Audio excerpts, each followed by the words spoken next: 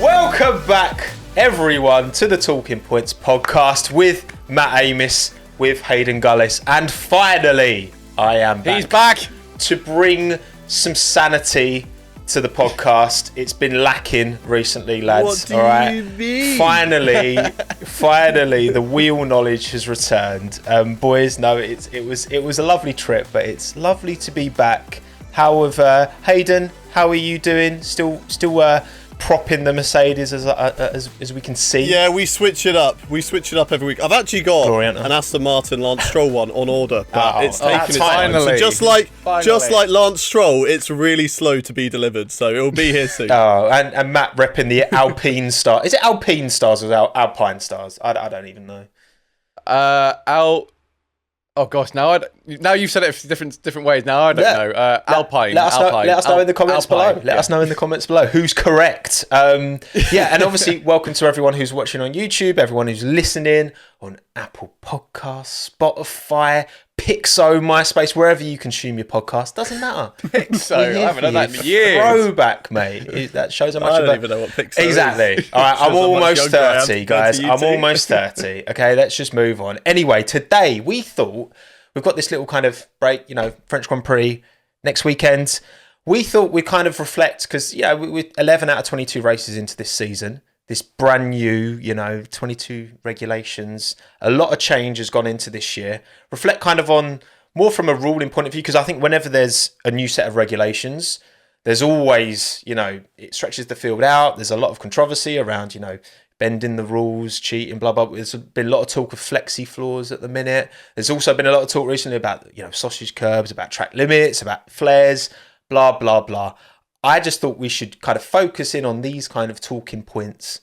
See, that's the name of the podcast. See what I did there? I switched up. I think first of all, lads, starting with you, Hayden. We'll go me, Hayden, Matt in that kind of order. Start with you, Hayden. 22, 11 races into 22 of 22. What do you, generally speaking, how do you feel these new regulations have impacted? First and foremost, I guess, the racing. Do you think they've done the job that the FIA set them out to do? Yes, 100%. Definitely made them a lot better. The racing has been closer. Yes, okay, we have got a championship battle between two teams, but it's not as close as maybe a lot of people wanted, with like a lot more teams getting involved in it. However, we still have a lot of battles going on throughout the field, and the races have been really good. And it's also highlighting this season maybe what tracks should stay and which should go, because we had a podcast recently where we were at Goodwood and we were chatting about tracks that should be in and tracks that shouldn't be in. And for example, Spain, I think, has shown that maybe it's still, even with the new regulations, isn't that great. Obviously, we're going to France next. So I'm looking forward to see whether France is good or not, because obviously if France isn't good, then it's another track that we maybe need to move on from. But taking that back, I think, we've been entertained thoroughly this season. So the regulations for me have done their job. Happy boy, Matt? Yeah, I don't know about you guys, but like, I think if I was to look back on how the previous F1 car looked, it kind of looks a bit weird. Like, it's almost like when you go and see old F1 cars from like, I don't know, like say like 2015, which don't have the halo. It kind of it looks a bit odd now. But I think, the new cars, I think it's been more prominent in the midfield more than anything. I think it's kind of bunched up them a lot more. Obviously, it's still very clear who the front runners are. However, we're wanting closer racing, and I think the steps they've done in terms of like, how the cars look, I think it's done a really, really good job. I'm also a big fan of the new tyres. I think they're also doing a good job as well. The teams are sort of struggling to try and find the optimum working position for them, and still I think to this time, most teams were relying on like the softs at the beginning of the season. Now it's more on the mediums kind of working more in their favour, and then just having that nice little shake up is really kind of what the championship needed. You had a lot of new eyeballs coming into it, from the success from Drive to Survive, and it kind of like now needed to show, and it's worked really well. And yeah, Hayden said it great, where we're now starting to see what tracks we're going to, like Spain, which Is it now working for us properly? We had it a little bit even with like Miami, where we haven't been there before, but we can sort of see straight away, is this track going to kind of work or not? But yeah, I think for these new regulations, I think it's a success for the FIA and F1. Yeah, I mean, considering we're 11 races into a completely new philosophy, this is arguably the biggest technical change to the cars, what Adrian Newey was saying, since like, back in the 90s in terms of the biggest fundamental shift. I think actually, comparing this year to 2021 isn't really a fair comparison. You kind of have to compare this to the last kind of fairly significant aero change, which was probably 2017, because the 2021 cars, I feel like that they were part of that 2017 to 2021 family almost in terms of the aero, and considering how little time the teams have had to understand, again, so much less testing, so much less kind of CFD aero, that rolling scale hasn't even had an opportunity to really come into it, because you've got the big teams, Ferrari, Red Bull, Mercedes, were still carrying their advantage. They started developing these cars 2019, when these regulations were first announced. So I think, especially on top of all that, because I agree with exactly what you guys are saying, but I think even more so, the fact that they've impressed so much, yet we've had so little relative time. I mean, I'm mad impressed. And don't get me wrong, I don't think they've been perfect. I mean, what would you guys say has been the least impressive part? Because I guess from my point of view, the one thing I would say is that these cars do, and I do feel like I can sense this from a viewing point of view, these cars do look a lot more sluggish than before, and I'm sure that will that change in time? I mean, these cars are always going to be as big as they are. We're not going to get smaller cars. It's just not going to happen in the interest of safety. But I mean, Hayden, what would you say has been yes, it's been overly good, but generally speaking, what would you say is the thing you're kind of least positive about with these new regs? I think you're right there with the sluggish thing, but I think then it's also because I feel like we've been spoiled from like 2019, 2021, where the cars were, 2020, I think were like the fastest cars we've ever had. Or maybe that was 2021, but I think it was 2020. I think it's 2020, yeah. So like we've gone from that and we've taken it down a little bit, but they're still, like, in comparison to others, they're still really quick cars. I mean, they're still a lot quicker than obviously F2, for example. But yeah, I think the sluggishness, yeah, okay, if you compare between last year, it is something that is a bit of a letdown. But you've also got stuff like maybe porpoising that no one even considered it to be a factor, which is crazy. Just to see how like it's just come out of nowhere.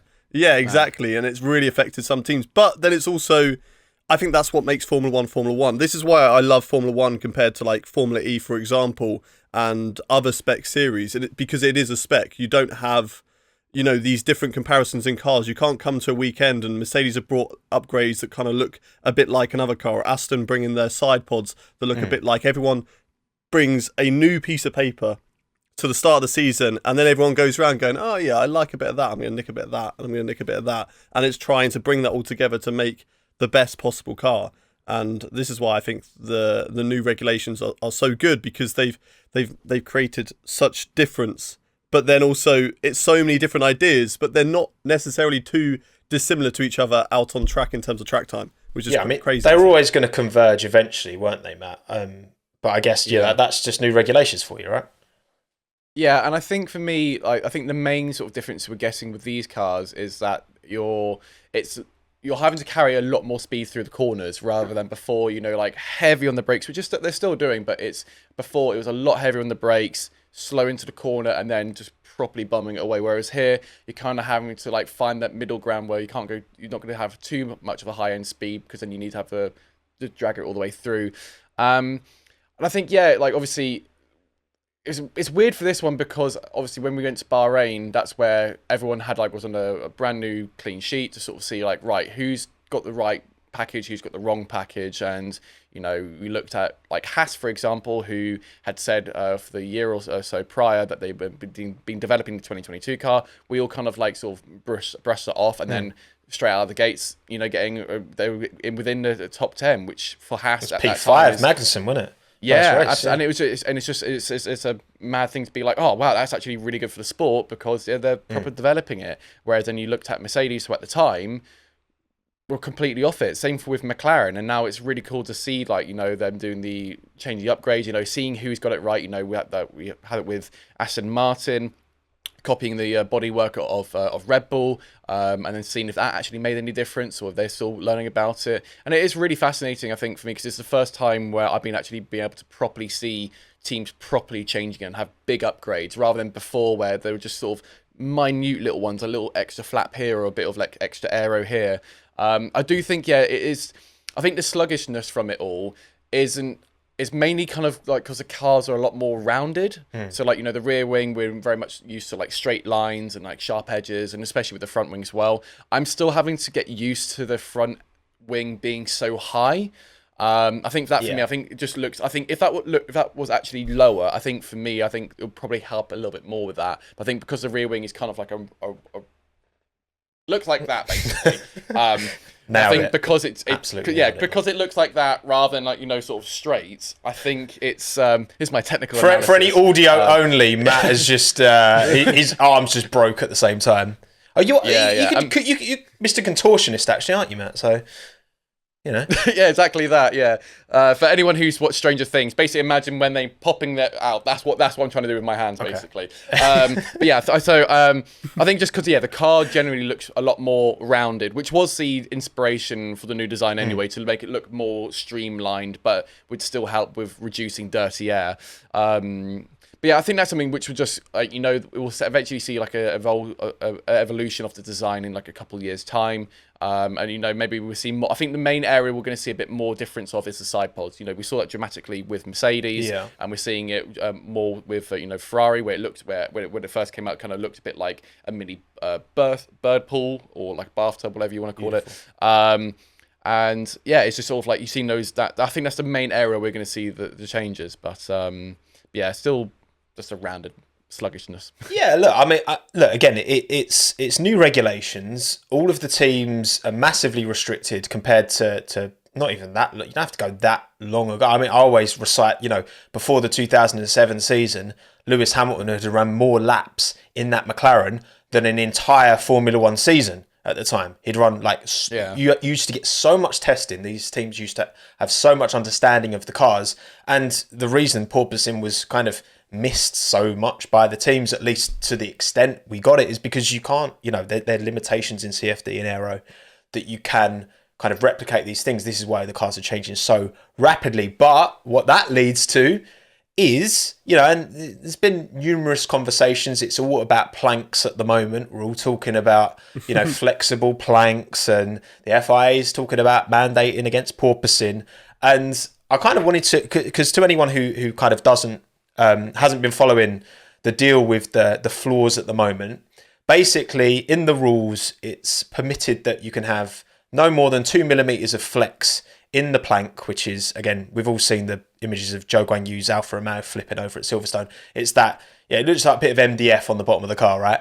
That's not allowed to flex more than 2 millimeters, but it's only measured towards the front, that flexion. So it seems that certain teams, and Ferrari and Red Bull have been thrown around in these conversations, have engineered their planks in such a way that they deflect more than that towards the back, creating more downforce towards the back, sucking the car down below, blah, blah, blah, right? So it's one of them that I wanted to ask you guys, Ferrari and Red Bull, and maybe there's other teams as well. Obviously, the focus is on Ferrari and Red Bull because they're at the top.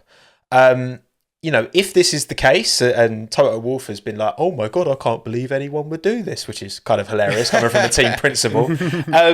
But like, Hayden, do you think that, because, you don't have to look that far back, right, to 2019, Ferrari engine, and, there was a sensor that measured fuel flow, and they were like, oh, it doesn't measure it, these other bits. Would you, I think the general consensus is that, and I very much felt that Ferrari were cheating then. Well, if this is the case with, your Red Bulls, your Ferraris, maybe other teams who have designed their, they've worked around the rules, and this always happens in F1, designing around the rules, but would you consider that to be cheating, I guess, is ultimately the question. Yes, and ban them, and then Mercedes champions. Mercedes bias! It's one of those things that's just happened so much in Formula One, because you look at it, and I know a lot of people are complaining when they're like, oh, they brought in this and the FIA are not like getting rid of it straight away. They're giving him, I think it was supposed to be till either France or Hungary, but now it's been extended to Belgium, which kind of makes a bit more sense because it gives teams a bit more time to fix it before they have to change it, which the porpoising, I'm not really too fussed about. Teams will always do that. They're going to look for loopholes. They're going to try and push it as much as they possibly can and be like, oh, maybe it can work like here. And then if it doesn't work, then it's going to get removed. How many times have we seen that? Look at DAS, for example, from Mercedes. You know, that was something new that was like out of the box that other teams were a bit like, hang on a minute.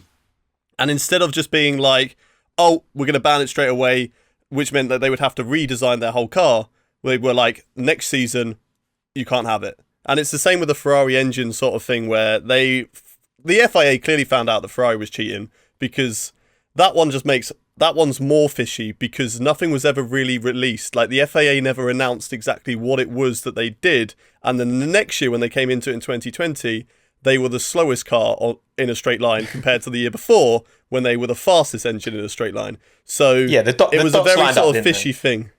The dots lined up on that one. But we've seen it so many times where teams will come with certain ideas and then, like I think people going on last year about like flexi wings, I can't remember if it was Mercedes or Red Bull that slowly got moved out as well. Yeah. So that's just Formula One. And I don't think, like, from my perspective, obviously if the FIA have said, okay, this isn't supposed to be in, so we're going to get you to remove it, but we're going to give you these certain amount of races. That's fine for me. Obviously, as a Mercedes fan, I'm going to be like, oh, I'd love them to get rid of it straight away and hope that that is what Mercedes can bridge that gap. But, it's going to take... They just wouldn't be able to rock up with a car. It's not like the old days in like the 70s where someone would have something different and they can fix it before the next race because they've also got quite a few weeks. It's only like a week difference most of the time, so it makes sense for me. But that's the thing, Matt. It's a double pivoted argument, right? Because you've got the safety thing with porpoising, but then you've also got the potential performance gain of being able to have your floor flex more towards the back. So, like, where do you see? Like, do you think that in the same way that it was sus that it wasn't announced that Ferrari were or were not cheating or whatever, do you think it should be announced that, oh, actually, the Red Bull floors or the Ferrari floor or the Williams floor, whoever, has been flexing more like 27 meters? I don't know. Like, do you think that should, like, how do you see it? I wouldn't put a correlation between the two of them because I think the fuel one is very much like you're literally cheating. We'll let you carry on for the rest of the season and what have you, but come next season and I think when they have to like clamp down on these things, they can't make it like so like straight away. Next race you can't do that because then the team will like, well, that's not fair because we did it with the within the rules we have. Totally. Within what's measured. Yeah, that's the thing, isn't it? Totally. I'm of the opinion that this is where the teams championship fully comes in, and for me it's completely fair game. If you're able to find a loophole, if you're able to bend the rules, and where they're checking and where they're not checking, then I think that's completely fair game. Because here, for example, they know, okay, there's not too much flex being measured. Of course, you're going to take advantage of it because it's a team sport. Any extra advantage you get on track, that's fair. The drivers then why couldn't Ferrari do that then? Because they just did it where it wasn't checking. Yeah, but I mean that's the thing. It's where it's. Do you mean with their fuel? Do you mean? Or with the fuel flow. Well, that's where I think that's because that's probably where the FIA did such a big fuck up that they at some point in the near future it will be revealed. Some informant from the FIA will let us know what the proper details are. So up until now it's basically speculation, but it's basically going to be something to do with fuel. I think because that one was so huge and could really affect the championship results fully, that's where they kind of had to do some backdoor sort of agreements and stuff. Whereas with this, because it's a small little regulation which a few teams have taken advantage on, and fair enough, they've done it. Even with the flexi wings and what have you, it's kind of like it's fair game. Like the biggest example of this is the double diffuser, where sort of like it's where a team came in with, or like Hayden mentioned with DAS, for example, it's something which no other team thought about doing, and then it's kind of left the FIA with their trousers down and be like, oh well, we didn't spot that because to be fair to them, they can't examine every single thing and look at every different possibility. There's always going to be loopholes whenever you set rules out. Yeah, and especially at the start of a new set of regulations as well. Exactly that, and like in the championship, like we criticize the drivers for being millimeter perfect and like having like so much psychology going on with them, muscle training, everything like that. And this is where really now where the teams have to like have their own bits as well. It's one thing making a really fast car, but if there's bits which you can literally bend the rules on or have a different meaning to what the regulations are saying, just to make yourself an extra tenth, absolutely go for it, because like that's part of it. And then if you get caught, then you're like, okay, cool, we'll adapt, but then you've got your previous results on what was based there. So I think it's completely fair game in my opinion. I just think it's really interesting. Let us know in the comments below and what you think, because I do think there is this kind of, this balance between like following what the rules, the intent of the rules, and then following the rules and how it's measured to the word. And you're right, like teams will always do what they can to exploit loopholes. But, the word cheating gets thrown around a lot, right? And at the end of the day, these are rules that, that the fundamental rules of most sports don't are the same. Whereas there's so much nuance, there's so much like fine detail grain to F1. And it's like to throw the word cheating out there, which we have seen for the Ferrari thing. We've seen that now with Flexi-floors. And yeah, I find it really interesting. Let us know what you think in the comments below. But other than that, there have been plenty of other things this year outside of the cars where there's been a lot of talk. Again, we've talked about track limits was a huge topic in Austria. There was about 40 plus, I think, warnings. 43, I think. Was it 43? Yeah. Crazy. You got like sausage curbs, which, we've seen, not just in F1 as well, with a lot of very, very sketchy shunts. We've got Matt's opinion there, a bit early doors, but we'll get back into that. We sit on the fence with that one. And, stuff like flares as well. We saw that I was about to call it Zandvoort because it felt like Zandvoort, the big orange cloud. I guess, well, no, let's just start with sausage curbs. Matt Amos, take the floor, mate. What do you think? Literally, yeah. It's like... I think the main reason sort of sausage curbs were brought in were pretty much for I might be fully wrong here, so let me know in the comments if I am. I think the main reason they were originally brought in was to basically penalise folk who were trying to cut corners, because that's where you really get them. You kind of get them on the inside of a corner. Mm-hmm. So if you do need to run wide, it kind of forces the driver in lower divisions, basically, like Touring Cup races or what have you, so that you need to take a properly sort of a side exit rather than be able to cut the corner. Otherwise, if you go over them, then you're going to just shake up the car, damage the car, and what have you. But the issue we're now seeing is that originally before, the sausage curbs had to sort of be in like a line of 5, so you wouldn't just get one on its own, but you get like a line of 5.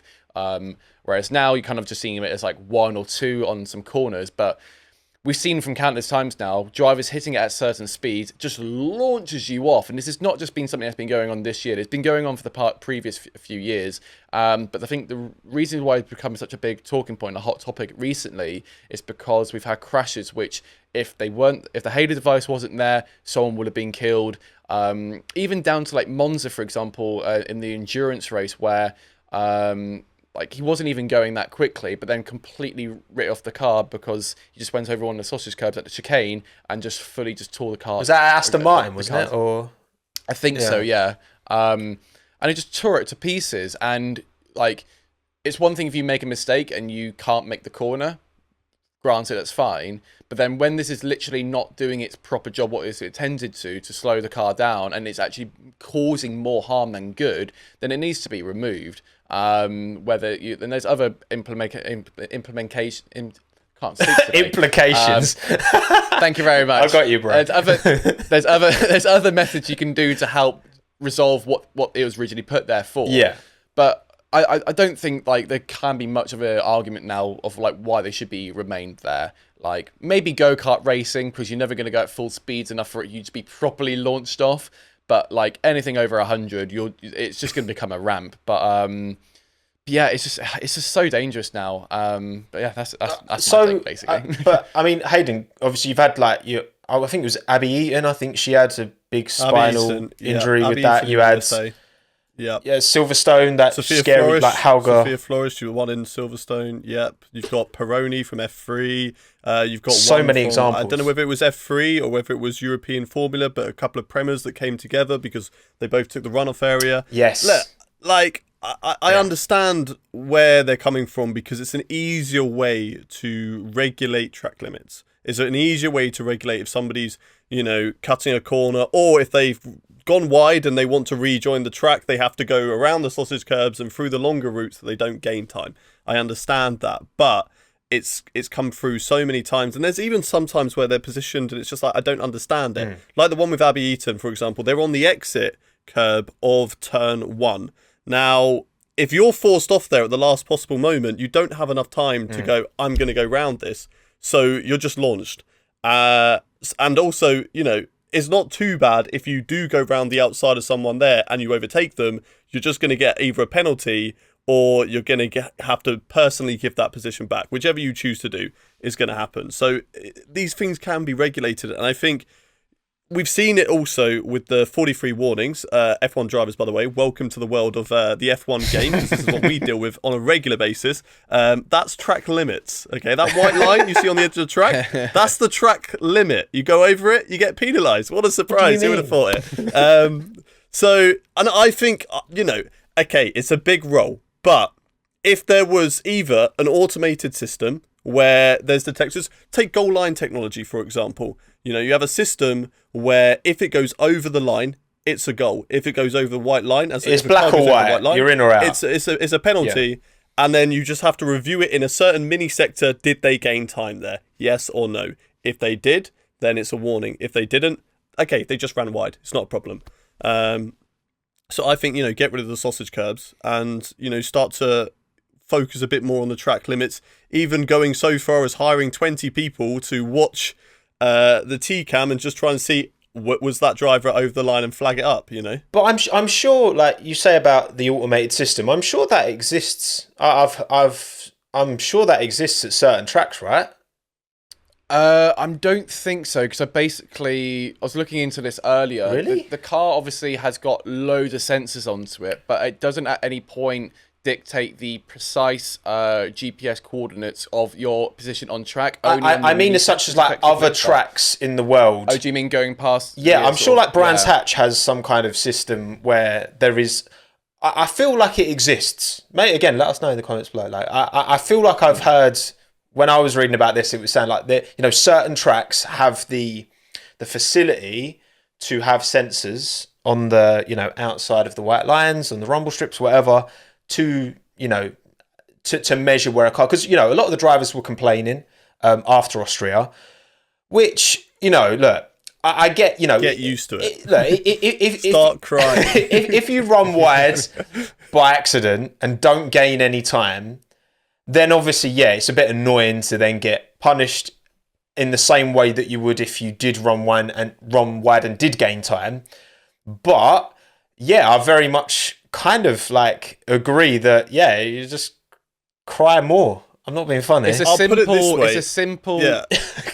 I think you're probably going to say the same thing, but I'll put it this way: if you go like 10 millimeters over, right, and you allow that, then what's someone saying? Oh, can I have another 10 millimeters here instead? Like that's the problem when you have these boundaries which are dictated by something other than the white line. It's like, oh, we can do it at this corner, but we can't do it at this corner. Then it just gets complicated. Whereas you have a white line that dictates the track. Therefore, if you're over it, you're going to get penalised. If you're not, you're fine. And like the two new race directors who've come in this season are the ones who've literally made it so simple for everyone. True. Because last season and previous before, they weren't fully looking at every corner. They're only looking at specific sections of the track. And that's where you just had people literally just watching that section there rather than on boards or anything like that. And on some places it was the white line, some places it was the curb. Yeah. Whereas here they basically come in and said, here's the rule, white line. 4 wheels past it, you get 3 warnings, and then you get the penalty. Basically, it's such a clear rule, and like Hayden said, even if it's 10 millimeters, doesn't matter. That's literally the line they have to draw. Don't go past it. And obviously, the driver's going to be complaining that well, it's harder to see and what have you. It's a bit like, but you've also got like a multi-million-pound contract, like Crimea River. Like it's not that bad of a thing. That's not. It's not an excuse. It's not an excuse, is it? Come on, like they really, they understand these tracks inside out. Just paint the outside proper more. Yeah, like they understand these tracks inside out. Like that's not an excuse. And look, I get that drivers are gonna. Yeah, drivers. Sometimes you just got to accept that racing drivers are gonna complain.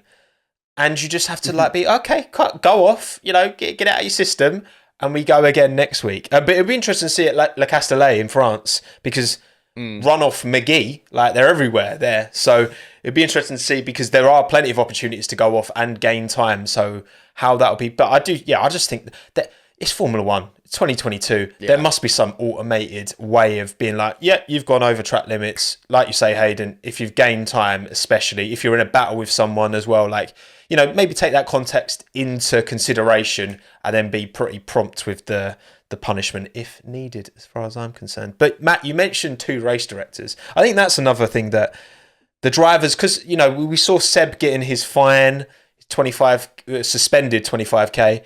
For walking out because he felt there was. I feel like the relationship between the steward, not just the race directors, the stewards, the drivers. You've got, again, 2 different race directors. You've got stewards changing all the time. There's all this talk of consistency, like you say. I think the white line's consistent. Done. Stop moaning. But Hayden, in terms of having these 2 race directors and looking back on the Michael Massey era and maybe even further back to the Charlie Whiting era. Where do you sit? Do you think it's the right system as it is at the minute, or do you think, 2 is too many? I think they're both doing a good job. There has been a few things recently. I think there's still a problem with the pushing off track. What is good, what isn't good. I know there is a rule now that sort of dictates, so that Matt, you told me in the last one that we did, that if you're ahead of the apex, then you dictate the line. Okay, I understand that as a rule. I don't agree with it personally, but it's a rule and I just have to get on with that. I just have to accept that and get on with it, But there's some times where it's like, for example, and I know that people just called out British bias, whatever, for this, but the George Russell incident with Perez, I'm still very surprised that one was a penalty. Like, yes, Perez's race was ruined from it. Perez had enough room on the left. Like, if you watch it back, there's still room on the left. Like, if you watch it back, if you go and watch back, compared to the Gasly-Vettel one, if the Gasly-Vettel one, Vettel had no room. If you look at the Perez lost me there. versus Russell. Yeah, no, but you're this, all of a sudden you've jumped on the Perez bandwagon because Ricciardo's at the back. So I'll ignore that opinion. But if you look at it, there's a room on the left and Perez is turning over to the right. So, and then Albon gets penalised for his one of pushing Lando off, which was fine. He pushed him off over some kerbs, and then you had the Gasly and Vettel one, which I understand because someone pushed someone off properly, and then you go back to Britain and you've got Perez and Verstappen pushing people off the track like that, and it isn't a penalty. And it's just a bit confusing when there's sometimes a driver has room and they get a penalty. Sometimes they don't have room and they don't get a penalty. And that's what I mean. There's just a little bit of confusion still. I think they're doing a good job because they're eyeing it out. But the only problem that we haven't got to yet is we haven't got a clear championship battle where 2 drivers are fighting so hard on track like we had last season. Because Massey completely dropped the ball on that one. Hamilton should have been penalised harsher. For Silverstone, should have got at least a drive-through penalty or a stop-go for that one. And then for Brazil, Verstappen should have got a penalty for the push-off run wide for those 2. And Massey just kind of let a lot more things go last season. But as at the moment, I do agree that these 2 race directors are doing a decent job. Yeah, I think like they've set out the driving standards, which is what the rule you're referring to is there, and anything, and obviously there's always room to interpret that, but then that's their standard rule. Anything that needs interpretation, that's what they're then there for. They're not just going to sit back and be like, yeah, that's it. It's up to their judgment, and also it always just comes down to the human, and it is like sort of dependent. Yes, they have dropped the ball. I won't say they have because it's not on them. It's onto the stewards, which is not them, if that makes sense. They're the ones who've dictated the rule and who basically oversee, like if they need to call out a safety car, virtual safety car, the bigger open-end stuff. The more specific stuff is when it goes to the stewards. That's what they get, and that's what gets changed up per race. But that's a bit of a different thing. So there's been times where the stewards haven't been consistent because where, Albon and Vettel had a sort of coming together and Vettel went off. Albon didn't get any issue and didn't get any penalties from that. And I think that was in the sprint race in Austria. Yeah. Whereas, with the Perez incident with Russell, that therefore basically, yes, Perez did have room on the left hand side. However, most people can look at that and I look at that and simply think, well, you're going downhill and it's also on a cambered corner. If you look at the onboard, Russell understeered and his momentum is going to the left. So although, yes, Perez has the room on the left-hand side, because if you just look at the onboard, it just looks flat. Whereas if you know the corner and it's banked, all the negative, all the opposite force you're having from the car is going to be pushing you off anyway. So regardless, that's where they have to then put their knowledge of the track and onto the drivers, look at that situation and be like, yes, that is a penalty for Russell. Might be harsh. I get that. But also they do have to draw a line somewhere. But I think these two stewards, they're still finding their feet. They haven't done F1 before. I think, I can't remember his name. Freitas. One of them's Freitas. I can't remember the other. Freitas, who I believe is from World Endurance, who is a very strict, very to the wire, to the rule book approach, which I think the sport just needed as well. And I think because Charlie Whiting, as good as he was, there's some things where he kind of slipped up. We've never had it properly perfect before, but they're trying to be. But I think the area that really needs work on isn't the race directors, is the stewards. They need to have consistency there, because at the moment, every race, it's a mix and mash of who is in there. For example, they only recently just introduced a female racing steward who they didn't have before. Before, it just used to be all men in there. So I think they do need to have consistent stewards, because then you can at least hold someone accountable for the decision making they do. Because they can, obviously every race they'll go back to France, they'll analyze all the incidents and then be like, right, why did he choose this one? Why did he choose this one? And then learn from that and make it as an example, basically. Yeah, because I think, with F1, the margins are so fine and there's so much, you can't officiate this sport in a black and white way. There's always going to be grey areas. And I think the issue I have is that, it's fine splitting that race director role over two people. I don't have a problem with necessarily, as long as you've got, okay, so for example, I don't know, say there's 10 different roles and responsibilities for, Charlie Whiting / Michael Massey. Well, if you split that between two people, so one person deals with 5 for those things, that's fine, because, as long as it's the same person dealing with the same parts of that role every weekend. And I would say the same about the stewards, because the problem is you are essentially, by changing the stewards all the time, everyone thinks they're right. Everyone's got their opinions. Everyone's going to look at these incidents, and you can be this is the thing. You can have the most experienced racing driver. You can get 10 of the most experienced racing drivers of all time, chuck them at the same incident, and everyone's got a slightly different take on it. It doesn't matter how much knowledge you have. There is no right or wrong. There's always going to be instances where there is a grey area. You need the same, as far as I'm concerned, you need the same stewarding opinions for the drivers to best be able to operate in a way that, okay, they know that with these set of stewards, and whether they're more strict, whether they're slightly less strict, we know that this set of stewards will allow us to get away with these kind of things. I think then you're less likely to see these kind of come-ins together, because I feel like with an incident like, let's say Perez and Russell, for example, I don't doubt that both of those lads have come away feeling like they were harshly done by, in terms of Perez harshly done by getting knocked out of the race, and George felt he probably didn't deserve a penalty. They're both racing drivers, they're both going to have people around them, but I just think having the same stewards, you've got that consistency of opinion, because a lot of these, yes, sure, there's some cut and dry, no opinion needed, everyone agrees. But I think a lot of the time, especially fighting at the front for a championship where these margins are so fine, every other race we're seeing numerous incidents where they are pretty in the grey area. And like you said, Hayden, as well, if they're not fighting at the front, there's not that same level of attention and exposure. And I think because there was so much pressure on that Verstappen-Hamilton fight last year, that did make Massey's job incredibly difficult, no doubt. It's very easy to sit here and criticise. But that's not an easy gig, at all, is it, lads? Come on. No, definitely not. But that's the job that you're doing at the end of the day. It's your job to officiate. The race directors look at stuff and then they pass that on to the steward and see if it deemed worthy. And there were a few incidents last season where it just came up, no investigation needed, and it was just like, what do you mean? And so there was so many between those two that I just feel like, because they were fighting in a championship, it was just kind of let go a bit more. Same with Hamilton got penalised in Silverstone because he took out his championship rival. I do also feel like he should have been penalised harsher than the 10 seconds. I still don't think it was enough. At least with a drive-through, you have to serve that straight away, or at least within 3 laps, so it penalises you more, whereas he had enough time to wait right until near the end of his stint, pit for fresh tyres, take the 10 seconds. He lost about 3 positions, I think it was, and then just come back and it's fine. Memories. Drive-through, he actually has to push through.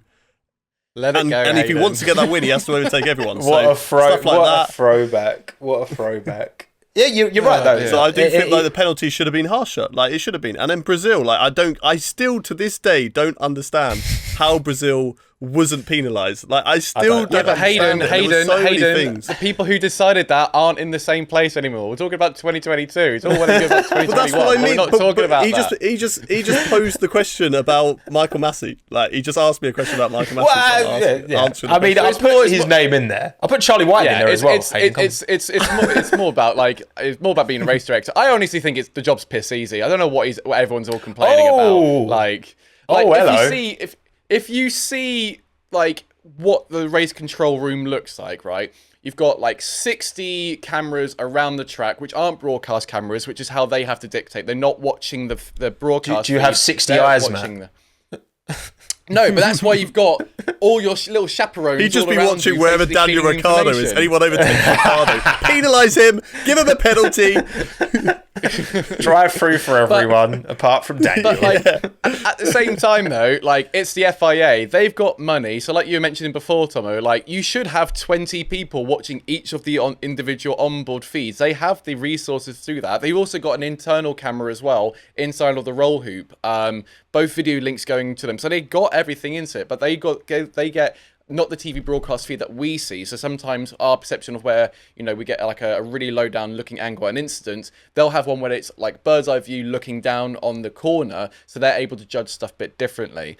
But for a race director, most of the time, he's having to refer to what the steward's decision is. Mm-hmm. And the only thing he's really doing is kind of reacting to, right, do we need a safety car, virtual safety car? And then basically be the one of, okay, well, if we do need to red flag and come in, what order are we doing and what article are we referring to in the rule book? So to an extent, like having 2 separate jobs, I'm also like, I'm just poking the fire here, obviously a little bit. Being a race director is quite hard. You said it. Yeah, that ship's out, mate. FIA, give me the job. All right. If it is so easy, then Matt Amos, race director. Would this come under would flares, usage of flares, would that come under the remit of a race director? Kind of, maybe, I guess. I think it affects more the on-track action. Well, technically, then it would be more of it's not really race director because that's an external factor coming into what I'm looking after as the race director. Same for like protesters, like coming onto a track. If someone has illegally got onto a private event and interfering with that, it's as a race director, I'll then stop the race immediately, red flag, and then inform the teams stop on track. Don't even come to the pit lane, stop on track because an external factor has happened here. Likewise, if the visibility is too much, it's me reacting to an external factor. But flares, as you mentioned, that is very much on the track itself having to enforce those kind of rules because different tracks have different things you can do. Like, for example, at Silverstone, you can't even bring in a bottle of water there. I had mine confiscated. I think loads of people did. When we went in back in 2020. No, mine got confiscated. How? No, it's plastic. I got a few in. Ooh, there you go. I got stone jail for you, security. That's race director. I'm going to call Silverstone and block you from going forward. I showed the woman there. She said, as long as they're not glass, it's fine. Oh, well, there you go then. So, bring in all the vodka and all the alcohol you like. Why are you showing women your bottle of water, Hayden? Well, that's just what they asked of me. But yeah, so with that, it's then down to the actual track themselves, the event organizer. Carry on. It's just down to the event organizer. All right. Well. Okay. So. Regardless, then, what do you think of flares? Do you think it's a problem? Because I heard this talking point last week. Let's talk about it quickly. What do you make of flares, Matt? Yes or no? It's a no from me. I obviously for different events, people can draw comparisons to like MotoGP. They also do the exact same there as well, and having loads of flares around it. I'm more of the case of like I'm doing it as a spectator. Like if I was in like the grandstand and I couldn't see the race, and also you got to think of other people. Also, although you're outside, being in the center around that. But I'm also one of those guys who, if I saw a football match and they have a huge like fuck off, I was literally about to say. I'm like, I'll be the one in the middle being like, no, I want to see the match. You'd have like a This knife ticket cost just me to so much money. cut through the tifo. That would so have been you can see your confiscated. little You're head not poking allowed the knife. Yeah, that'd be confiscated. But that's the thing, like it's that same thing of like I'm thinking more like it's my own personal preference of like I just don't find it good. Like F1 will do their own thing of like having big theatrics towards the end. They're doing their own fireworks and stuff like that. I think for me, Zandvoort last year was so sketchy because the Orange Army, rightfully so, were cheering on their winner Max Verstappen, but then when you saw the onboards of the guys, and you didn't have it too bad at Austria, but at Zandvoort, where they had to like properly slow down because it's just such a thick fog of orange. That's where it's an actual danger to the drivers. And yeah, like I think the grandstands of the situation, it just needs to be calmed down. Like maybe it's the thing of where you can't. It's really hard to police. Obviously, I was about to suggest maybe you can only have one flare per person, but then you can have some people abusing that rule as well. It's just like it's everyone has one flare. Once it's gone, it's one gone. Flare But allowed. Even then, you can't. Even then, you can't really police it. So I think for me, it's just kind of a strict no. You can't do that. Because, like, although the visuals and the photos, yeah. What do you reckon, mate?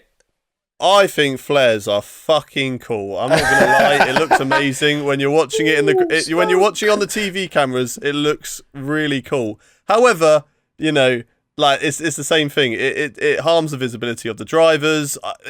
The TV cameras are hard to sort of give a true perspective from the onboards. How much? Because I know a lot of drivers have complained that it is difficult to see, but on the TV cameras, it just looks like an old age filter has kind of just been put over things. But of course, you're not actually inside the helmet. You don't know what it's actually experienced for a driver. And then the same again for spectators in the grandstand. There could be some people who are just not even part of that fan base.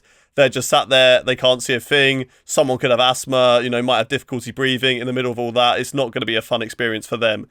And it's just a simple thing that they do in most football games. I don't know if flares are sort of allowed in English football, but I don't really see them. And it's just like security on the gate just needs to be a bit stronger of just checking stuff like that. Like especially I think at events. As well, sorry, so just to jump in as well. I think there's a definition between smoke grenade and flare, because I think flare is the one where it's like the actual spark of it. But I think what we're seeing in Austria was like a smoke grenade, I think.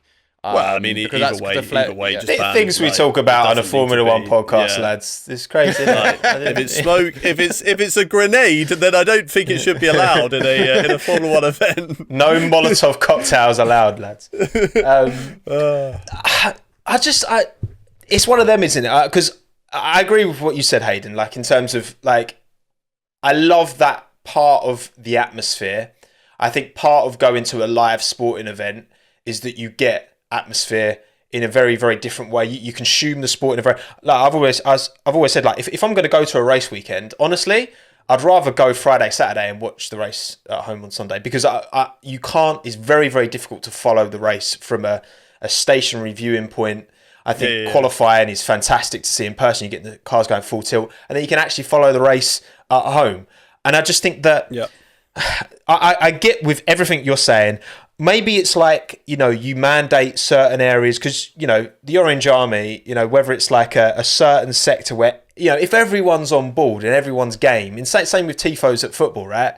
Yeah, I'm sure there's people like under the tifo going, no, but then I think it's certain parts of the stadium. Like you get the family parts of the stadium where typically you've got, and other parts that are more for the casual fans, and then you get other parts that are season ticket holders. Everyone's kind of on board with that. And I don't know. Obviously, my issue, from a safety point of view, I'm not a racing driver. I can't argue how much, because Zandvoort, again, from the onboards, from Don't put yourself down. You're a racing driver.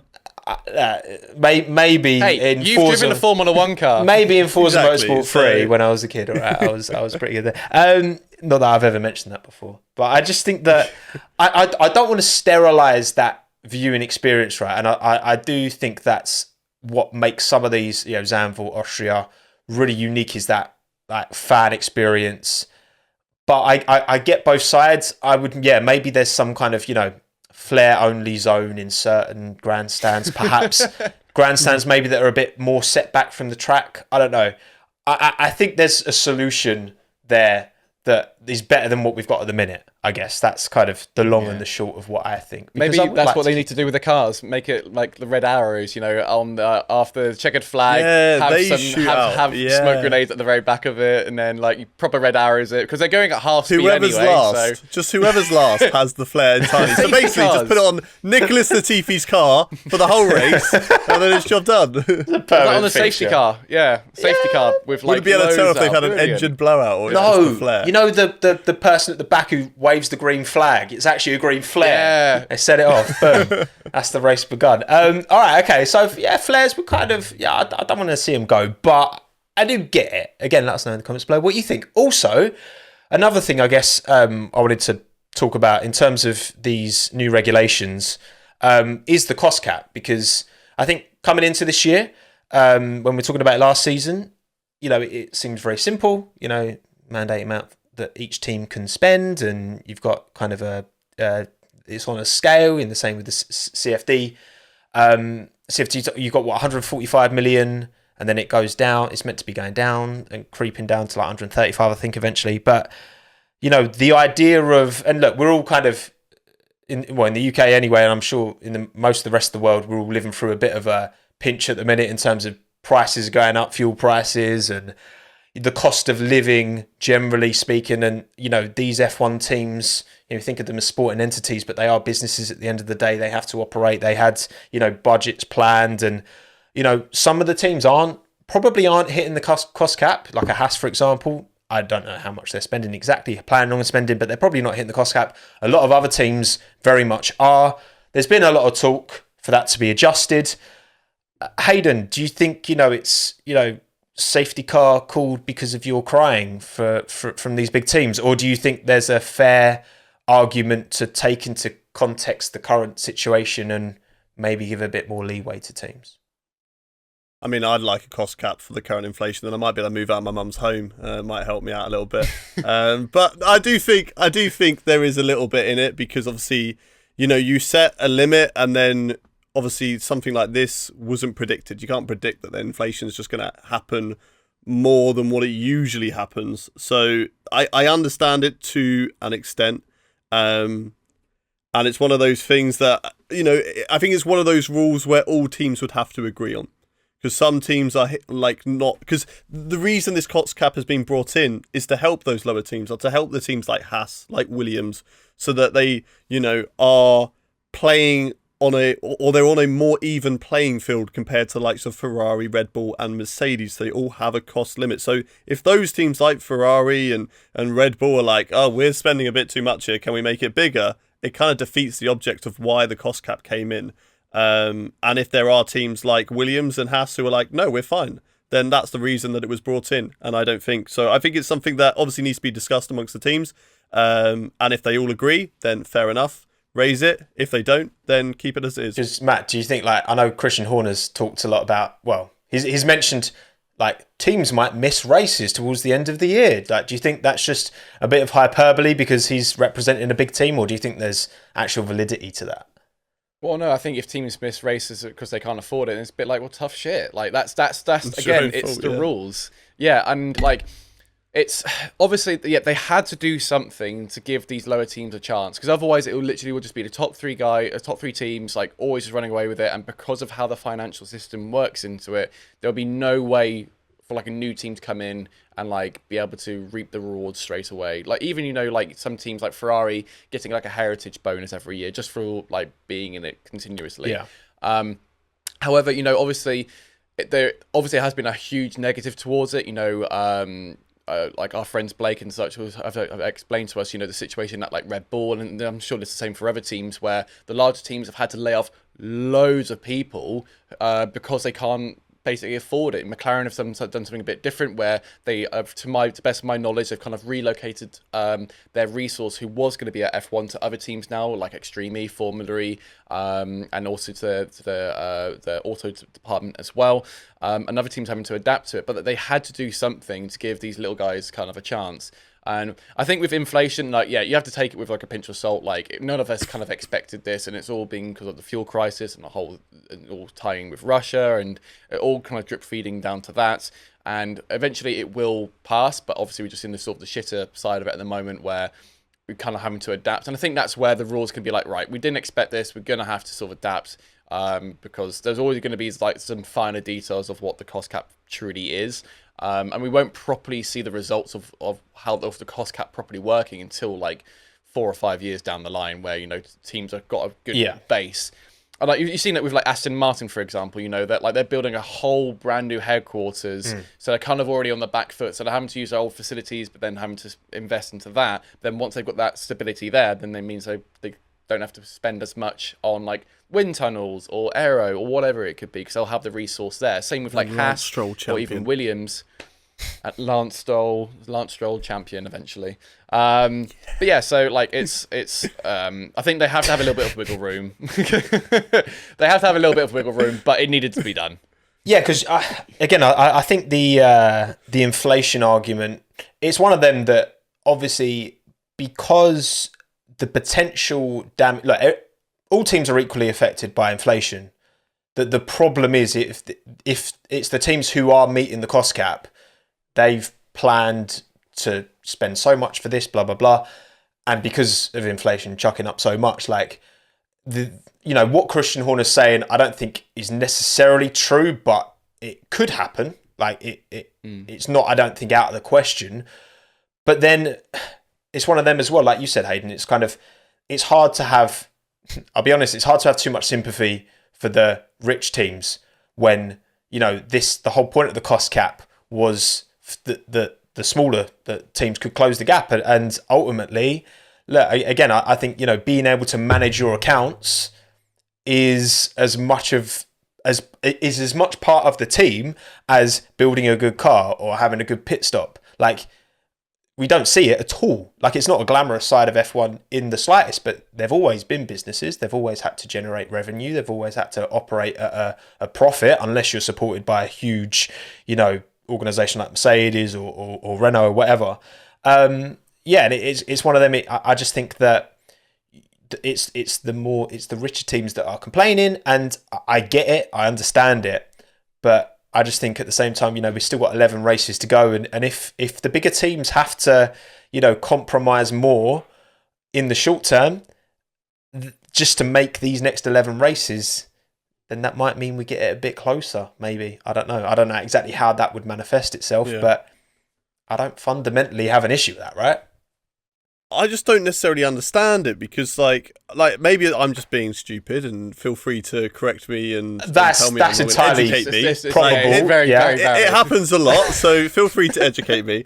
But like these teams, for example, with like Ferrari, Mercedes, Red Bull, I mean, we're spending way over this cost cap. Like, so why are they the ones that are struggling to make it? Like, surely they would have excess money, right? Am I being dumb in saying that? Or they're only allowed to spend the 140. Yeah, you're only allowed to spend million. a certain amount. Yeah. And so they've obviously prepared. Like, obviously, all these things happen way in advance, right? You start working on a part 3-4 months before it gets on the car. Yeah. So they've obviously planned things in a certain way, but with inflation going up now, all of a sudden, things that the things that they'd planned based off like the start of the year is probably now turning out to be, I don't know, maybe 155 million. So now they've got to do something to either, knock some upgrades on the head, which again, like if they've got to knock upgrades on the head, fine. Yeah, it's going to make things closer. Yeah. Like, but again, this was a whole, thing. Like you said, Matt, teams, the big teams, it's one of them that the cost cap comes in from a sporting point of view. That's great. A lot of people lost their jobs, which isn't great, but it's one of them. You have to look at, people don't employ typewriters anymore, right? The world has moved on, things changed, and unfortunately, some positions. It's a sad day for me when that happens. It's not sustainable. That's where you meant to make the old joke. You meant to make the old joke about me, Hayden. You missed that opportunity. But yeah, I just think that it's one of them that it's difficult. If it was an equivalent where the smaller teams were struggling, then I'd probably have more sympathy. I'll be honest, but that's Formula One. I think like what's the ironic thing is, it's just sort of like, yeah, the lower team principals, they haven't been mentioning it at all. Like, even, with, like, Gunther, as much as I, like, don't really like the guy, he's been very public of saying, like, Mick Schumacher needs to stop crashing because we just can't afford it. Yeah. And, like, he's not, like, complaining that they need to, like, go up in more inflation or anything like that. If they have done since then I'll take back my words. But, like, they're very much just taking their stride and just get on with it. They know what they can do with the budget they've got. And it's obviously, of course it's going to be Christian Horner sort of, like, banging on, being like, oh, any extra, like, money we can get and anything extra. Yeah, because obviously they've got so much financial backing. I don't need to worry about that. But any extra gains they can get, then they're going to do it. It's going back to the rule book, and like the comment you were saying before of like if they were going to turn up and they might not have car parts, or let's say for example Mick Schumacher has a couple more crashes this season, and then they have to go back to old like carbon fiber parts which are just kind of repaired. It was like, well, that's, if you think about it, kind of really old school racing, but kind of at the top tier, most expensive thing. But because of the rules in place, that's how you're going to have to go with it. And it's about recycling and being reusable, and that's what we like. Keeping it eco. I feel like you're the only person alongside Nikita Mazepin who doesn't like Gunther Steiner. That is probably the weirdest thing I've ever heard. Keeping good company there, Matt. What do you mean you don't like? Yeah. Jesus Christ. Who doesn't like Gunther Steiner? Sorry, he was the one though who also chose to drop Roman and Kevin for two rookies. That was just stupid. They were in a financial situation that need money. Anyway, I had another question that I just wanted to throw. With these big teams, right? Could there be in the future of Formula One where these teams could make a separate team and have a B team? Obviously, it wouldn't count towards their, like, if Mercedes had Mercedes A, Mercedes B, right? Yeah. They wouldn't just be, their points wouldn't come together, so they would, like, destroy the field. Well, AlphaTauri with Red that Bull. Excess money, because I think it was rumoured, kind of like AlphaTauri and Red Bull, but I think, like, where it's actually owned by the same company. Well, so, for example, Mercedes, it is, but it isn't. Like, it's owned by Red Bull, but AlphaTauri as a team and Toro Rosso and were, like, Minardi based, they are still an entity on their own. I was listening to the podcast that they had with one of their technical guys, and was saying that they are just they're a separate team. Like, they can make their own decisions, for example. Right, but this team would be like Red Bull A, Red Bull B, whatever they want to call it. And I feel like it would just make the sport a bit more. It would just give more drivers more opportunity, more cars on the grid. And I don't feel like it would affect the championship. Like, okay, you might get to a situation where it's like Ferrari, Red Bull, Mercedes lock out the top 10, but you could also have a situation where, Red Bull wouldn't put all their money into Red Bull A. It might not be separated 50-50. It could be like a 80-20 split. So that junior team or that B team could be a lot slower, kind of like a similar to an AlphaTauri. I think it's ultimately then down to F1, who you can have teams submit to be in F1. But then it's kind of up to them of like who they can actually just reject it outright. We've been hearing, the Andretti family, they've got the funds and they're ready to buy a Formula E. No, definitely wrong thing. A Formula One team. Sorry, they've got the. I think it was like estimate like 300 million. They've got to like fully just buy over a team. But no one's biting yet because like they just kind of don't want to see that. And I think you. Correct me if I'm wrong, but effectively you were saying instead of having like 2 bays in Mercedes headquarters, you have 4 bays of like 4 cars, but then on track, as you were, it'd be like one team there, one team there. I think it's very much case by case basis, rather than it being. I think there would have to be looked into, because a lot of teams would be like, oh, well, they get more data sort of things. So it'd have to be, they'd have 100%. To be separated. They'd have to be their own entities, but obviously funded by the same team. And obviously, if Mercedes A and B, one gets second in the championship, one gets fifth in the championship. Obviously, that's good money. It's going to be more profitable in using that extra funds. And also, I think the big benefit, mainly that I'm seeing it from this, is like you said, are these people who have been losing their jobs because the funds just aren't there. It gives them a chance, because you said it so well with the McLaren team. They put people in the Formula E, Extreme E, IndyCar team. There's another team there for these people to go and work on, and it gives maybe younger engineers to get more experience in in a team and actually be on the track instead of waiting in the wings. Well, I mean, Ferrari they've done their LMDH project, right? They've got that car coming. I think they were thinking about IndyCar, I think, at one stage as well to move personnel. I don't think a B team with any closer relationship than what Red Bull and AlphaTauri would happen, because the teams would just be that they're just consolidating resource. They're just spending 290 million instead of 145 to develop, because they're just pulling that money together. So I don't, but I think we all want to see more teams on the grid. We want to see Andretti on the grid. I think the problem is that the big teams, they don't want to split the prize money because it's being split 10 ways now. It would be split 11 ways. I think that's one of the factors. I mean, a 12-team grid would be fantastic. You do wonder, if so good. If for example Porsche are to come in and take over the Red Bull engine project, would they rebrand maybe AlphaTauri as Porsche? That could be cool, like and brand that as maybe a works team and build that up. Because the only thing that there's nothing in the. We know that Red Bull are never going to let AlphaTauri be better than the Red Bull main team. Mm-hmm. But there's nothing that they are fundamentally. Yes, they're both owned by Red Bull GmbH, but they are fundamentally, like you said, they are separate teams. They do their own thing, and they can't take parts from Red Bull in. They don't have any different relationship with Red Bull, like legally, than Williams do with Mercedes, for example. Like you can still buy a gearbox, you still buy parts and all that. But yeah, I mean, look. More teams on the grid would be fantastic. Do I think an A-B team route? I'd like to see more part of the reason the budget cap was brought in was as well to make the sport more appealing to, brands to come in and join, whether that's car makers, whether that's another energy drink, I don't know, whoever it is. I think Andretti would be great because they've got racing pedigrees, Blue sports Bolt increasing in the F1 States. team. Maybe, Hayden, maybe. K. If you've ever drunk K before, it's some horrible, disgusting beer. I hate beer anyway, but it's the I just think that I don't think AB team's the way, but I think I would love to see a 24 car 12 team grid would be phenomenal. I think that's a nice round. I would love them to all be different manufacturers as well. Like no customer teams. That'd be my dream. Ooh, interesting. Williams become a manufacturer. Be cool.